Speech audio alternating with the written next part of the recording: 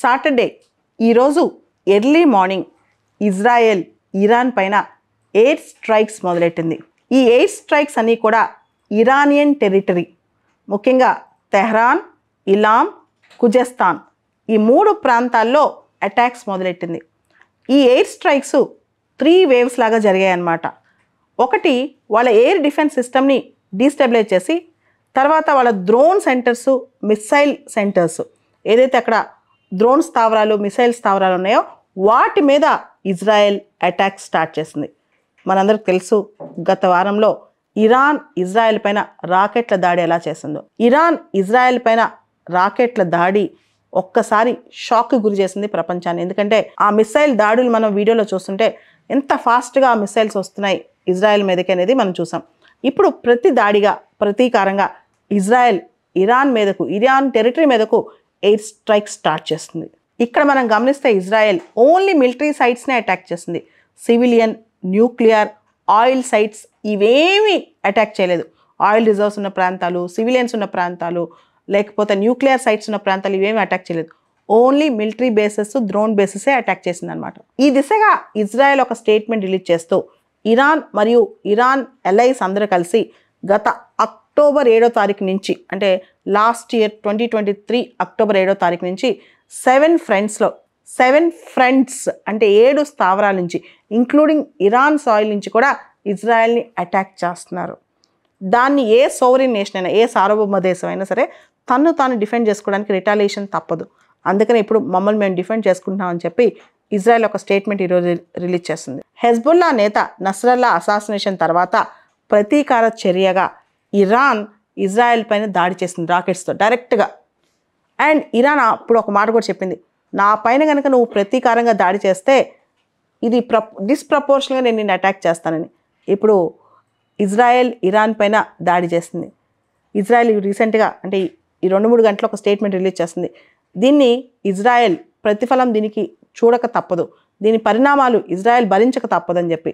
ఓ పక్క America, Israel మాత్రం ఇప్పుడు కనుక ఇరాన్ నువ్వు ప్రతీకార చర్యకు కానీ డిస్ప్రపోర్షనల్గా మా మీదకి వస్తే మాత్రం, ఇజ్రాయెల్ మీదకి వస్తే మాత్రం చాలా స్ట్రాంగ్ ఉంటే కాన్సిక్వెన్స్ అని వాళ్ళు వార్నింగ్ ఇస్తున్నారనమాట. సో దీంతో ఇజ్రాయెల్ ఇరాన్ మధ్య దాదాపు డైరెక్ట్ యుద్ధం మొదలైందనే చెప్పాలి. అంతేకాదు ఇది వెస్ట్ ఏషియాలో పెద్ద యుద్ధానికే దారితీస్తా. ఎందుకంటే ఒక పక్క అమెరికా ఇజ్రాయెల్ డైరెక్ట్గా సపోర్ట్ చేస్తుంది, ఇంకో పక్క రష్యా, చైనా కూడా డైరెక్ట్గా ఇరాన్ పక్కన ఈ యుద్ధంలో వస్తే కనుక ఇది తీవ్రమైన పరిణామాలకు దారితీసే ప్రమాదం కనిపిస్తోంది. గత సంవత్సర కాలం నుంచి ఇజ్రాయెల్ హమాస్ మధ్య జరుగుతున్న ఈ కాన్ఫ్లిక్ట్ ఏదైతే ఉందో అది ఎస్కలేట్ అవుతూ వస్తుంది. ముఖ్యంగా ఇతర దేశాలు ఇజ్రాయెల్కి కానీ హమాస్ కానీ, ఉదాహరణకి ఇరాన్ ఏదైతే హమాస్కి సపోర్ట్ చేస్తుందో, హెజ్బుల్లాకి సపోర్ట్ చేస్తుందో అది ఇండైరెక్ట్గా ఇప్పటి వరకు చేసిందనమాట.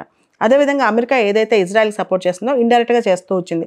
ఇప్పుడు ఈ షాడో వార్ లేదా ప్రాక్సీ వార్ అంటే ఇండైరెక్ట్గా వేరే వేరే దేశాలు వచ్చి వీటిని సపోర్ట్ చేయటం అనేది ఇప్పుడు ఇది తగ్గిపోయి డైరెక్ట్గా ఇరాన్ డైరెక్ట్గా యుద్ధ రంగంలోకి దూకటం, ఇది చూస్తే కనుక ఒకవేళ 3వ ప్రపంచ యుద్ధానికి దారితీస్తుందా?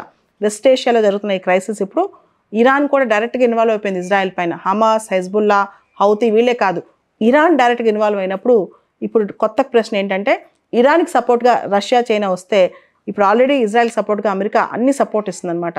ఇది 3వ ప్రపంచ యుద్ధానికి దారితీస్తే పరిణామాలు ఎలా ఉంటాయని చెప్పి అంతర్జాతీయ నిపుణులు ఇప్పుడు ఆలోచన చేస్తున్నారు. వెస్ట్ ఏషియాలో ఏదైతే మిలిటెంట్ అవుట్ఫిట్స్ ఉన్నాయో హమాస్ కానీ హెజ్బుల్లా కానీ, వాటిలో టాప్ లీడర్స్ని, వాటిలో కమాండర్స్ని చంపేయటం వల్ల, కంట్రోల్ చేసేయటం వల్ల యుద్ధం ఆగిపోతుంది అనుకుంటే పొరపాటే. ఇజ్రాయెల్ ఇలా ఆలోచిస్తున్నట్టుంది, టాప్ లీడర్స్ని కనుక మనం కంట్రోల్ చేస్తే ఆటోమేటిక్గా నెట్వర్క్స్ తగ్గిపోదని. వాళ్ళని కంట్రోల్ చేయటం వల్ల ఈ రోజున ఇజ్రాయెల్ డైరెక్ట్గా ఇప్పుడు ఇరాన్ని ఫేస్ చేయాల్సి వస్తుంది. ఎందుకంటే ఇరాన్ డైరెక్ట్గా యుద్ధ రంగంలోకి దూకేసింది అనమాట. ఈరోజు ఈ పరిస్థితిలో యూకే ఏం చెప్పిందంటే ఆల్ పార్టీస్, అటుపక్క ఇజ్రాయెల్ కావచ్చు, ఇరాన్ కావచ్చు, వీళ్ళందరూ కూడా రెస్ట్రైంట్ ఫాలో అవ్వాలి అని చెప్పి పిలుపునిచ్చింది అనమాట. అయితే సౌదీ అరేబియా, మలేషియా, ఒమన్ ఇవన్నీ కూడా ఇరాన్కి సపోర్ట్ చేస్తున్నాయి.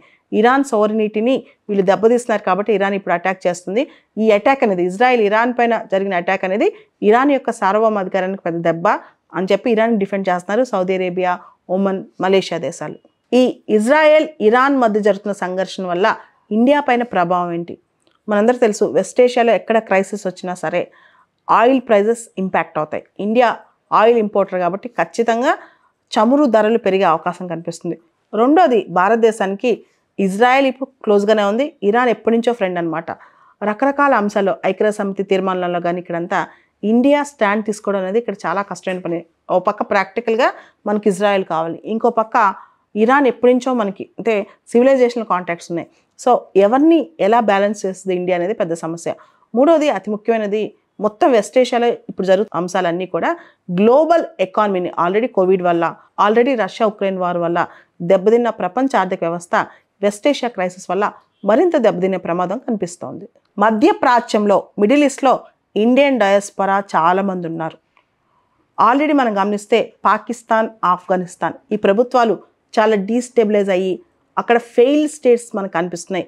ఒకవేళ కనుక ఇక్కడ యుద్ధం ఎస్కలేట్ అయిపోయి వెస్ట్ ఏషియా క్రైసిస్ వస్తే ఇజ్రాయెల్ వరకు మొత్తం అన్ని దేశాల్లో ఈ సంఘర్షణ ప్రభావం పడి వెస్ట్ ఏషియా మొత్తం డీస్టెబిలైజ్ అయ్యే ప్రమాదం కనిపిస్తోంది.